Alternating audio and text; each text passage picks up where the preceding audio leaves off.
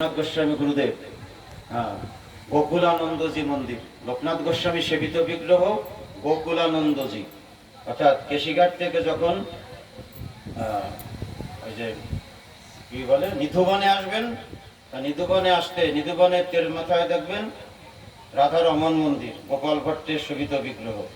তার তিনটে মন্দির আগে, অর্থাৎ যখন গোবিন্দ কেশিঘাট থেকে আসবেন তখন দেখবেন ওখানে গোকুলানন্দজি, দিকে গোকুলানন্দজি, ওটা গোপাল, অর্থাৎ ওই যে লোকনাথ গোস্বামী সেবিত বিগ্রহ, উনি গোকুলানন্দজি রূপে ভোজন করতেন।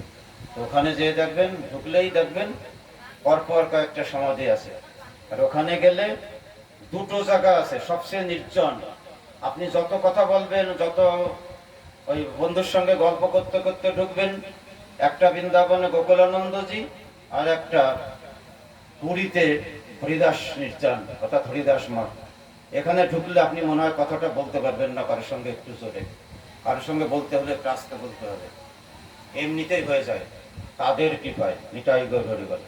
ওখানে দেখবেন লোকনাথ গোস্বামীর সমাধি, তারপরে নরোত্তম গোস্বামী, তারপরে তার শিষ্য চন্দ্রনারায়ণ, তারপরে তার শিষ্য, তারপরে তার শিষ্য, এভাবে পরপর সমাধি ওখানে করা আছে, একদম নির্জন জায়গাটা গোকুলানন্দজি। তো ওই মন্দিরে বসে নরোত্তমকে জিজ্ঞাসা করেছিলেন, নরোত্তম, আচ্ছা এই যে ঘর বাড়ি জাগতিকে, এইগুলি কার? তোমারও তো ঘর বাড়ি আছে, বড় বাড়ি, রাজবাড়ি, রাজার জমিদারের ছেলে। তা বলে প্রভু ওগুলি তোমার, মানে গুরুদেবের। এরকম যা জিজ্ঞাসা করে তাই গুরুদেবের, তাই গুরুদেবের।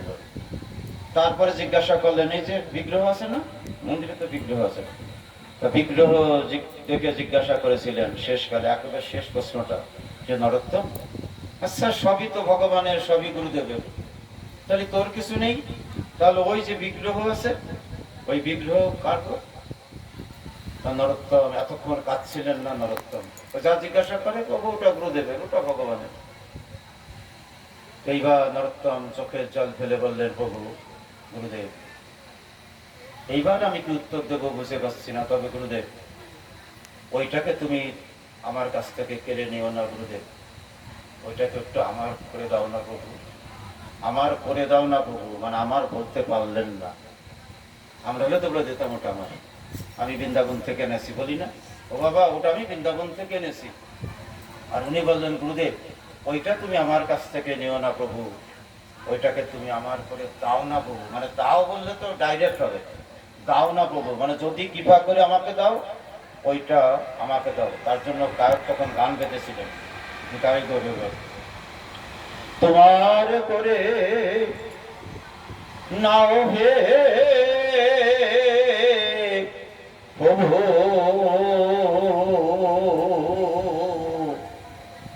আমায় তোমার করে নাও, আমায় তোমার করে নাও।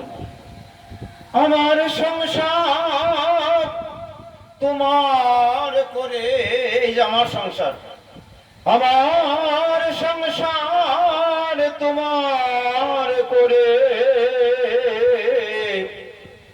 আমায় বোঝ ভাব জাগিয়ে দাও, আমার হৃদয়ে বোঝ ভাব জাগিয়ে দাও প্রভু, আমার হৃদয় মাঝারে ব্রজ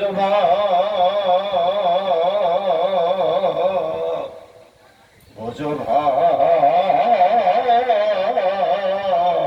জাগিয়ে দাও।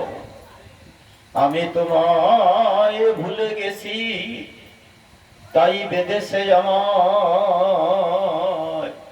মায়া বিশ্বাসী। কি বাবা, আমাদের সকলের একই অবস্থা। আমার চিত্তর জ্বালা হরণ করে, রাধে রাধে, তোমার চরণে আমায় স্থান দাও, তোমায় করে না হয়, তোমার করে না হয় প্রভু, আমায় তোমার করে নাও। হে গুরুদেব কৃপা করে ওই জায়গাটা তুমি, ওই মানে বিগ্রহ, যুগল বিগ্রহ তুমি নিও না প্রভু, ওইটা যদি কৃপা করে আমার করে দাও প্রভু। ওমা, নরোত্তম দাস ঠাকুর বললেন, যদি তোমার কৃপা হয় আমার করে তাও না প্রভু, মানে যদি তুমি দাও আর আমরা বলে ফেলে ওটা আমার, মানে বাড়ি ঘর আমার, তো সেই বাড়ি ঘরের ভিতরে বিগ্রহ বসিয়েছি ভালো আসন করে, ওটাও তো আমার, সব আমার। কিন্তু আবার দেখুন তো, বিজয় সরকার মশাই এখানে বললেন গান তো আমরা গেয়ে যাই, তোমরা ভালো ভালো গান গাইতে পারো রাতে রাতে, কিন্তু এখানে আমার একটা প্রশ্ন,